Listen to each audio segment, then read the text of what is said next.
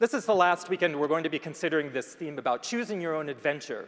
And as we've looked at this, we've noticed that, adventures, sometimes we choose them, sometimes they kind of are sprung upon us. That question of not just the adventure part, but the choosing part, this seems to be important to me. But I started to think about, well, what if you're waiting for the next adventure? You don't know what it is, but you know it's probably going to come. Or what if the adventure you've chosen actually has some difficulty in it in order to get where you want to go? Or what if it's just an adventure that you didn't really choose at all, or you don't feel like you've chosen, and you're stuck with it? I think this is our lot in life, and quite frankly, if I look around my life, I'm having a lot of adventures. I must confess, I'm having a lot of adventures. And some of them are kind of like that kind of adventure, the adventure that might take place over the course of a couple of hours or a day or two, and I'm having some adventures that are a little bit longer than that. And I'm having some adventures that start all the way over on this side of the chancel and go all the way to the other side. They represent that length of time. And some of them are quite exciting. It's like, oh, this is going to be fun. There's nothing at all that I dread about it. I'm just looking forward to it. It's going to be interesting. Adventure implies challenge, doesn't it? It implies something different. It's not normal.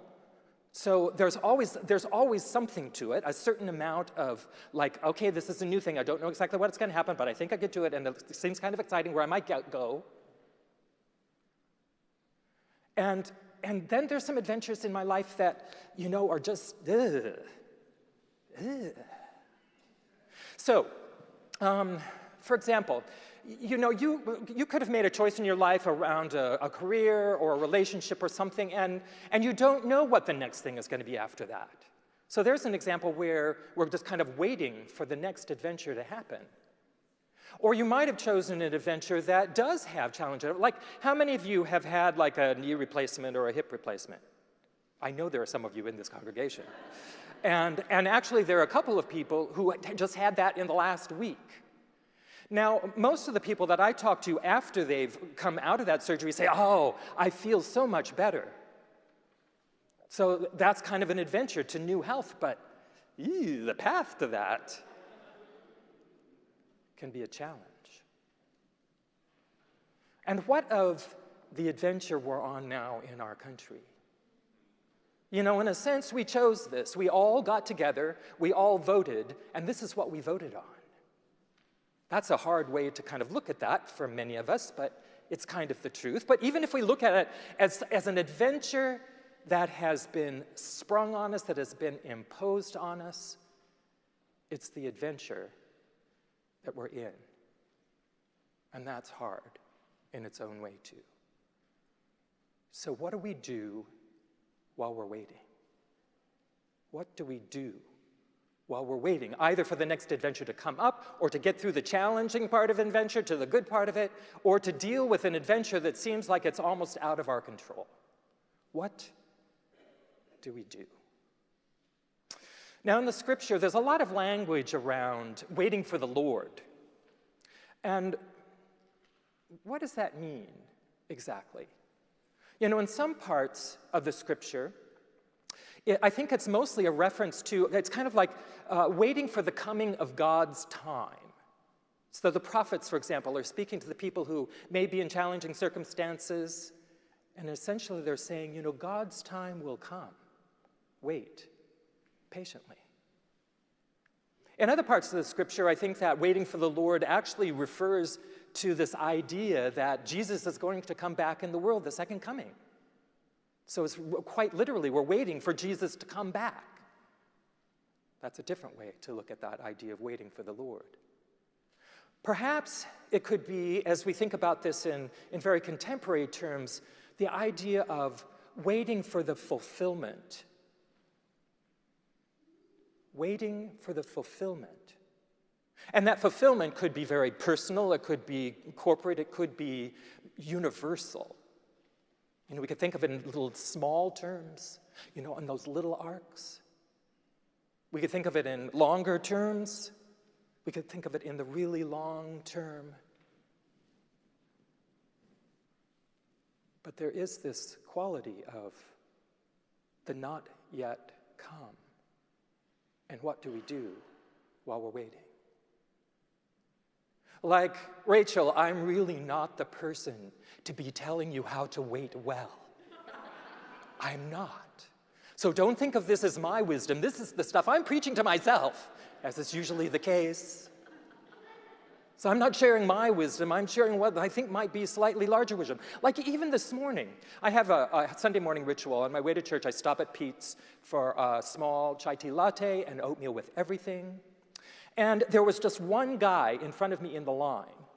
And it was clear that the ordering process, there was some challenge in that. I couldn't quite discern what the challenge was, but I'm standing behind him, and before I knew it, I had pulled out my phone to work just a little bit on the New York Times crossword puzzle. This is how good I am at waiting. But what can we do? What can we do while we're waiting? A few ideas. One of them is we can distract ourselves.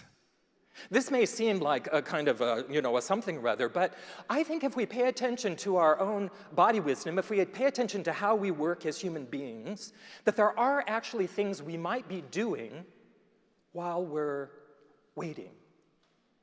Especially when we're waiting during the hard parts, when we're waiting for the next medical shoe to drop, the next diagnosis, or waiting for one of our family members to kind of pull it together, or waiting on waiting on myself to pull it together.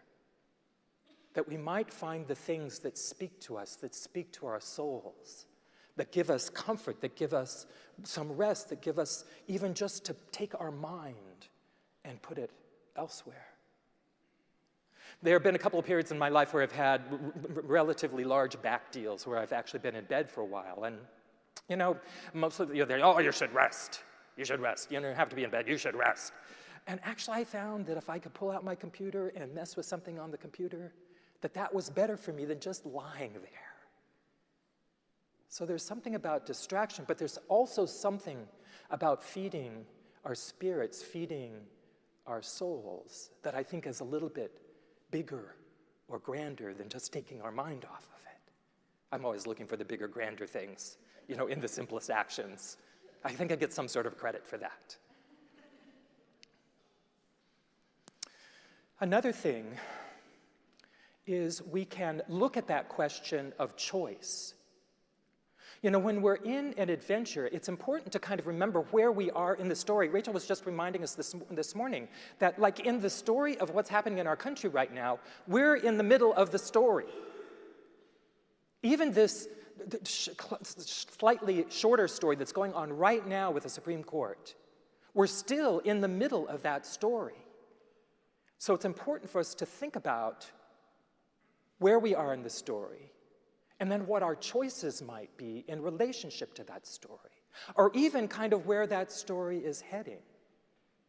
I read an interesting op-ed by Michelle Alexander in the New York Times this last week or so, where she was talking to us about looking beyond resistance, to something. It's like the propulsion forward, not just meeting the force, but for looking beyond. Where are we still headed? Even though many of us feel like we're at this kind of point in our life, in kind of the evolution of our country and the world, we might also see this as a speed bump or a wall to get to something else. So my choice is where am I going to put my attention about where this story is and where it's going. What is the greater truth? What is the greater justice that we're headed toward? This is a challenge sometimes because it calls us to our higher selves. And you know how hard it can be sometimes to get access to our higher selves. Our lower selves, they're just, it's like, our lower selves are just like this all the time. And some of us have kind of learned to calm it down to kind of like this, but our lower selves are still there, just waiting to speak out and speak up. And yet our faith calls us to our higher selves. We're not just supposed to do the thing, we're supposed to do the right thing, however we interpret that. But to have that choice in there about where we're going with this story, even when it feels like we're up against this wall. I learned an important thing about justice a long time ago from someone or another, that sometimes justice doesn't happen directly in relationship to the event where the injustice was created. So, for example, with this Supreme Court stuff, we may feel powerless in our ability to speak to that justice directly. I mean, we can speak to it, but it's like, can we really do anything about it? But in my opinion, we have so many choices about how we can create justice in relationship to an event like that. And I think we're seeing the signs of how justice is going to be created. It's like, here's an injustice, and suddenly there's this garden of justice flowers springing up all around it, speaking to it in a somewhat indirect way, but in the grand universal scheme, it's speaking right to it. So what is our choice in the story? Where are we in the story? And where does that take us? And here's the last one, which is, of course, the hardest one. We can surrender. We can surrender to God. We can say, I am powerless. We can say, I'm vulnerable. We can say, I'm hurt. We can surrender. It's hard. I know. It's hard to do that. But I think there's something in all of this that God is calling us to surrender to that greater thing. The fields are being watered.